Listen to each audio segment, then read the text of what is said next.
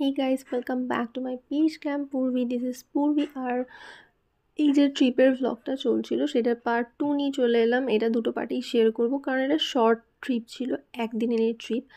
তো আমরা সবাই মিলে বেরিয়ে পড়েছিলাম, যেরকমটা আগের ব্লগে দেখিয়েছি, ভোর 4টের সময়। আর ফাইনালি আমরা এখন এসে পৌঁছেছি সকাল 10টা বাজে। আমরা রুমে এসে পৌঁছেছি। হোটেলটা দেখিয়েছিলাম আগের ভিডিওতে লাস্টে।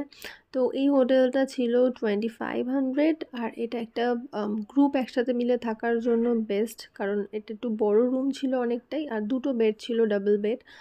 আমরা এখন বেরোচ্ছি সাইট সিনের জন্য। আর এটাই হলো আমাদের এখানকার হোটেল শ্রী। আর আমাদের গাড়ি পার্ক করা রয়েছে, আর আমরা এখন রেডি হয়ে বেরিয়ে পড়ছি সাইট সিন করতে, কারণ আজকের দিনটাই একটু ঘুরে নিতে হবে। আমরা যেহেতু একদম একটা শর্ট ট্রিপে এসেছি, তাই দিনটা একটু কাজে লাগিয়ে নিতে হবে। সকালবেলা প্রচণ্ড রোদ ছিল, তাই জন্য আমরা একটু ইভিনিং করেই বেরোচ্ছি। এখন বাজে বিকেল 5টা, তাই জন্য আমরা বেরিয়ে পড়েছি। এখন বেশ ভালো লাগবে ওয়েদারটা। আর শুনতে পাচ্ছি আজকের খুব সুন্দরভাবে জলের সামনে চাঁদ উঠে আছে, একদম ওই রিফ্লেকশনটা পড়ছে, সেটা দেখতে খুব ভালো লাগছে, অনেকেই বলছে। তো আমরা এখন সেখানেই যাচ্ছি, আমরা এখন অন দ্য ওয়ে আছি। আর আমাদের হোটেল থেকে বিচের ডিস্টেন্স 5 মিনিটস মতো লাগবে, কারণ একটু দূরেই আছে এই হোটেলটা, এটা একদম বিচের সামনে না।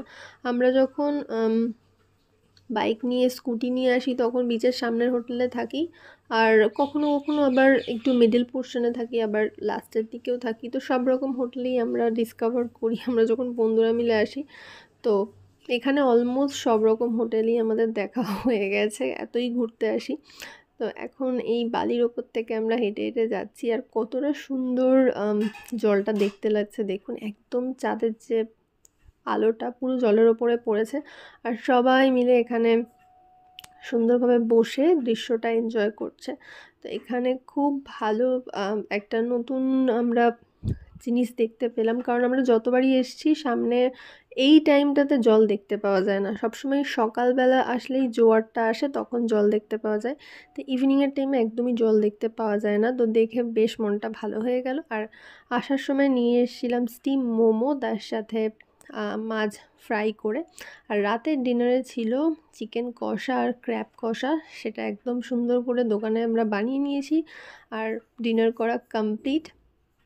ডিনার করে কিছুক্ষণ রেস্ট নিয়ে আমরা এবার বাড়ির উদ্দেশ্যে রওনা দিচ্ছি। এখন বাজে রাত 3:30। রাত 3:30তেই আমরা বেরিয়ে পড়েছি, কারণ সকাল হলে প্রচণ্ড